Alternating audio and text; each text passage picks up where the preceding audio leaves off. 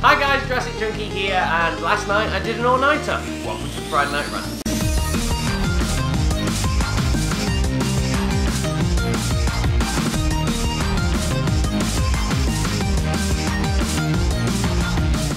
So yes, on the last video I did say to you that I was going to be doing The Witcher, and I've just played it non-stop all week, and that game is just so good. And last night it came to the end, and it was one of them ones where you go, I'm probably about 15 minutes from the end, and it actually means about 4 hours away.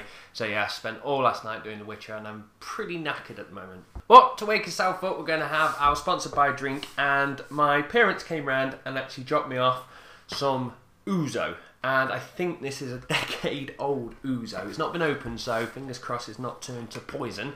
And to be fair, I've not had ouzo in absolutely years, so let's see how this goes. Aniseed, but to be fair, I do enjoy aniseed, so bottoms up.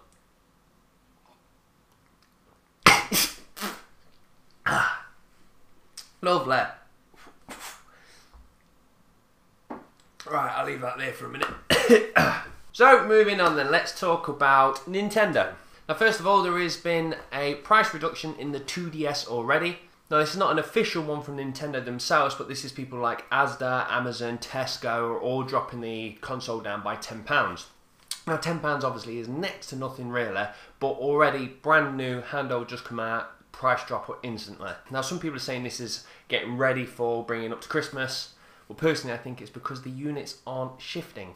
And the other thing is, a little image popped up on the internet yesterday of a Luigi 2DS. Now, as we know, the 3DS comes out in a billion different variations and colours, so 2DS is going to be the same, so it looks like we're going to get a Luigi version of the 2DS.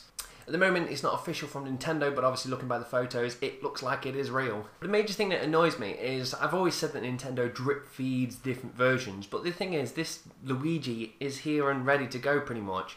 So why didn't they just kind of launch and go, here's the 2DS and there's the Luigi one at the same time? Because some people have probably gone out, purchased the 2DS, and Luigi one pops up a week later or so, and they'll be like, ah, I would have brought that one if you would have told me about it. So again, it's just Nintendo. I hate how they just, there you go, here's something brand new, and a week later here's something else. Give it us all at launch and let us pick for ourselves. Next thing I want to chat about is Grand Theft Auto. And I've said plenty on the videos how much I actually love this, and we know it's out on the console, but there is nothing actually for the PC as of yet. Now we know it's going to happen. Rockstar tend to always release them on console, and then 6 to 9 months later it comes out on PC. I can hold my hand up and say it's definitely coming to PC. But some people can't wait. So they're taken to going to the torrent websites, they're looking for Grand Theft Auto 5, leaked beta kind of copies of the game. And surprise, surprise, there is an 18GB file sat on the internet claiming to be Grand Theft Auto. And these stupid people are downloading it and installing it, and guess what? Viruses! So the report's coming out saying it's been falsely verified to be a legit copy for the PC. And people are stupid enough to go in, download it and install it, and then they're surprised when they get a virus straight after. But to be fair, sometimes you need to take these risks, because I know the chances of it actually being there is next to none, but that's the only way I managed to get Call of Ghost Black Warfare. See, most people wouldn't think this is a true game, but the man at the pub assured me it is legit, so got that before everybody else. So speaking of Call of Duty, it's caused a bit of controversy on the internet last night. And what it is the rumours sparked off the war between the PlayStation and the Microsoft fanboys, and they're going head to head because the rumour simply states that Call of Duty Ghosts will be running at 1080 on the PlayStation and at 720 on the Xbox One. Now, if this is the case, this kind of is a very easy cut way to say that means your console's not as powerful. So obviously the war's exploded with people saying you have an inferior product, blah blah blah. But again, this is just a rumour at the moment. And after a bit of Googling, there has been reports that Infinity Ward have said they've actually ran it 1080 on a 4K screen on the Xbox One. So it's a bit of a cloudy thing. They've said it has ran like that, but also we have seen some games run at potentially 1080 and then get downgraded before the launch. So take that with a pinch of salt. Personally, I am not worried because I am not one bit interested in buying any of the Call of Duty franchise. I enjoyed all the way up to Modern Warfare 2, and then I got into the Battlefield series, and to be fair, I think Battlefield is a much better game. And I do enjoy Battlefield, but this year I'm going to I've already ordered my Battlefield, but I do know I will be ignoring it at one point when Titanfall comes out. So that brings us to Microsoft then, and Titanfall. At last we've actually got a launch date now for this game, and it is coming out March the 11th for everywhere and March 13th for Europe. But they've actually shown off what the collector's edition is going to look like, and I want it. As you can see, there is a mouth-sized figure going at 18 inches. And if you're at home thinking, well, how big is 18 inches? I'll show you. It's the same size as 30 games. Or the same size as this cat, if you chopped its head off. Or it's the same height as a Scotch egg balanced on 2 pint glasses. So that gives you an idea how big this thing is, and at the moment the price tag is I think around $260. We don't know what's going to be out in the UK, which is a very expensive thing. And I don't know if I can bring myself to actually pay that amount on something. But at the same time, I am now collecting stuff for the shelf, so I'm like, oh, do or don't I? And I just want to point out these shelves are absolutely battered still, because more stuff's coming off eBay. And yeah, last week I said if I had a bit of drink, I might spend some money. I did. Whoa! So God knows how much I'm going to spend. Oh! After drinking this will. So moving on then with the Microsoft news. 2 things have actually caught my eye this week. And first of all is we've actually got to see how the achievements look on the Xbox One. Now Microsoft have gone on to talk about how, first of all, that if your console has got gold, somebody else can sign in and take use of the gold features. We've also seen that the Kinect is going to be able to actually tell and distinguish different players. So for instance, if I'm playing on my Xbox and Joe walks in, comes downstairs and grabs a controller, it will detect it as Joe and sign her in as herself.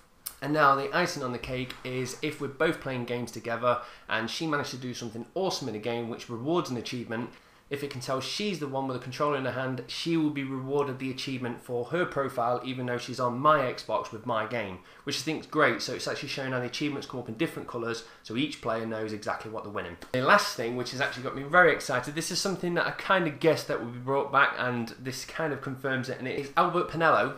I've actually been talking to GameStop, simply saying that great features are going to be coming out just at the launch of the Xbox One. And shortly after, that Xbox One will allow for loaning and trading of download games soon after launch, which I think is absolutely great. This is something that I was actually backing for the X1 originally when it was all this DRM stuff, because I've got a good bunch of mates and would love to share and trade games between each other. So moving on to Sony. This week it's been confirmed that you'll definitely be getting the party system, and it will be up to 8 friends be able to talk together. Now some people might see this as a very small, minute piece of news, because if you are a PlayStation 3 user, this is something that you've not really used before. Now, I'm not saying this in a kind of hat, we've had it all along on the Xbox 360. I'm simply saying that it is one of those features that has completely changed gaming for me. So over the last God knows how many years, we've seen graphics change, we've seen the online change, we've seen everything change around gaming, but the thing that changed gaming for me was the party. As soon as I could actually jump online, get with a bunch of people and team up and play games, it just changed the way I was as a gamer. And since then I've actually made great friends with people. They come down every so often and we just have a great time thanks to just the party system. So what I'm trying to say is, to the PlayStation 4 users, you will love this feature more than you could ever imagine. So the next piece of news then is a very weird one. So it's come out this week that it's going to cost people in Brazil 3,999 real, which actually converts to $1,850 to purchase a PlayStation 4 in Brazil. Now this is a ridiculous amount of money. So Sony have come out this week and post this graph to demonstrate that it's not them actually putting a high price tag on the console, but it's in fact the Brazilian laws putting a ridiculous amount of tax on this imported product. Then Sony go on to say they're actually going to be trying to work with Brazil to try and see if, one, they can kind of manipulate or change these laws, or even look at actually manufacturing the PlayStation 4 in Brazil, so no longer they'll be charged for the import tax, which I think is an absolutely great idea and a really great thing to actually bring the price down, because it's not fair on obviously these people that need to pay this amount of money for a console, because it's actually worked out cheaper for someone in Brazil to get a flight, come to America, purchase a PlayStation, go back home and still have change left. So I do have to say that's a good stance for Sony to actually try and get in there and bring this price down. But the weird thing is though, as we all know, the Xbox is actually a dearer console than the PlayStation. But strangely enough, the Xbox is retailing at 2,000 real in Brazil, which converts to around about $1,000. So that's $800 cheaper than the PlayStation. Now I don't know how Microsoft have got around this import tax, unless they have something already in place with Brazil. But either way, it seems like Brazil are going to get stiff no matter what. So the next thing I want to talk about then is Beyond Two Souls. Now, as we know, the lovely Ellen Page stars in this game. And some people may know there is a nice little sexy shower scene in this game as well. Now, to a lot of Ellen Page fans, it's kind of upsetting because you don't get to see but it hasn't stopped one person. Now the way this works is somebody's got a development console for the PlayStation 3 which somehow allows them to detach the camera and actually just freely look around the environment. So allowing this person to do so would mean that he can actually look at this character, and from there he's taking screenshots of a bum, a front tail end, I don't know why I called it a front tail, and also her boobies. Now strangely enough, I don't understand why the nipples have actually been programmed into this game, because personally, if I was spending all this time and effort going in, putting all this skin on this character model, when it came down to her nipples, I'd probably just put 2 troll faces, just in case anybody managed to do what they've done. But the point stands, it doesn't matter, obviously this person's done this, got these photos, chucked them on the internet. And to be fair, it wasn't really big news. But then in comes Sony's PR team that want to squash this. So their plan is to go in and tell everyone to remove these photos from the internet. Now, it makes me laugh when companies try to do this. I don't know if they think that the internet is one computer and you just go on and take your files off and go, they're not there anymore. Because the second you say you want something censored or removed from the internet is the second that it explodes. We saw Beyonce do the She-Hulk style photos, and it wasn't really big press until the PR team came in and said remove it from the internet, and the second it did, 4chan, Reddit, everything exploded and it got turned into a meme and more people knew about it than ever. And it's actually happened again to Sony. So just a note to anybody out there, any PR teams whatsoever, do not tell the internet what to do, because it's worse than sticking your dick in a beehive. I'm just curious now how many people after watching this video are going to type into Google Ellen Page 2 souls naked boobs. So the last thing I want to talk about, which is, I don't know how it's news and I don't know how people are praising it, because I think it's a stupid idea. And what that is they've gone around saying PlayStation 4 allowing users to use their real name. And some people using this as kind of like, ha, Microsoft's not doing it, and then Microsoft come out and says, we will do, but it will be soon after launch, and people are like, well, it's not there from the get-go.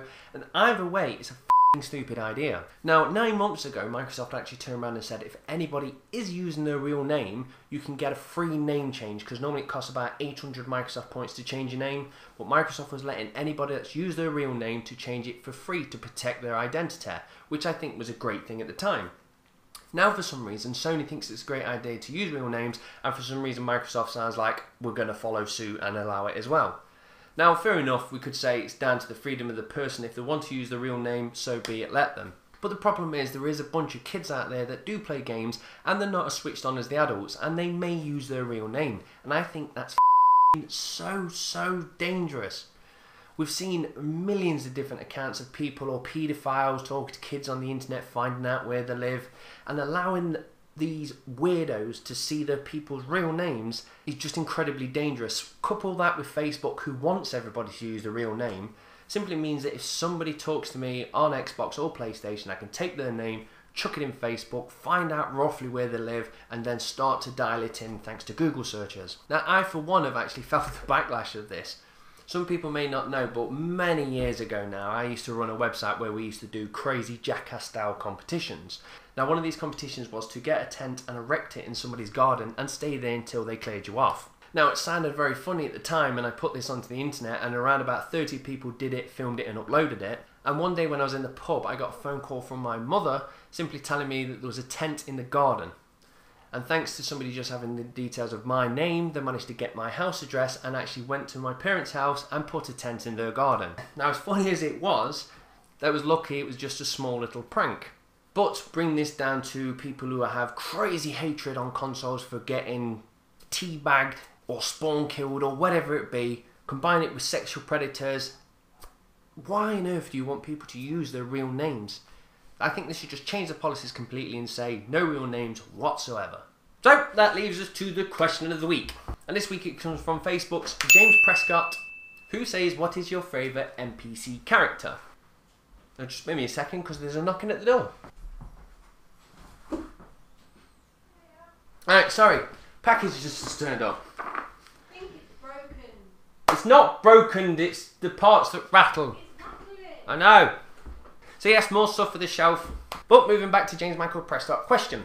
So as I said, I know James and I know his answer's actually going to be Garrus from Mass Effect. And I have to completely agree with him. There is a handful of games that have some really good, funny NPCs, but the best one I've ever seen is definitely Garrus. Simply because, one, I loved the character, I think he was an absolute badass, and two, I did really get strong emotional ties with the character. And all the way through Mass Effect, I was actually scared that if he would die, I would snap the disc because I cared for him so much. So yes, the question goes to you. Who is your favourite NPC character of all time? I'm going to finish this Ouzo now, open up my package and get really excited and hope it's not broken. So as always, thank you very much for watching, guys. Cheers. Bye.